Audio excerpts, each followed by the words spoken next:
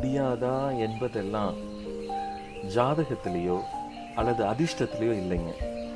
முடியும் முடியாது என்பது நீங்க எந்த அளவுக்கு முயற்சி எடுத்துக்கிறீங்க, எந்த அளவுக்கு நம்பிக்கை வைக்கிறீங்க, அதுல தான் இருக்குங்க. அதனால விடாமுயற்சி, தன்னம்பிக்கை இது எப்பொழுதும் வெற்றியை மட்டும்தான் உங்களுக்கு தரும்.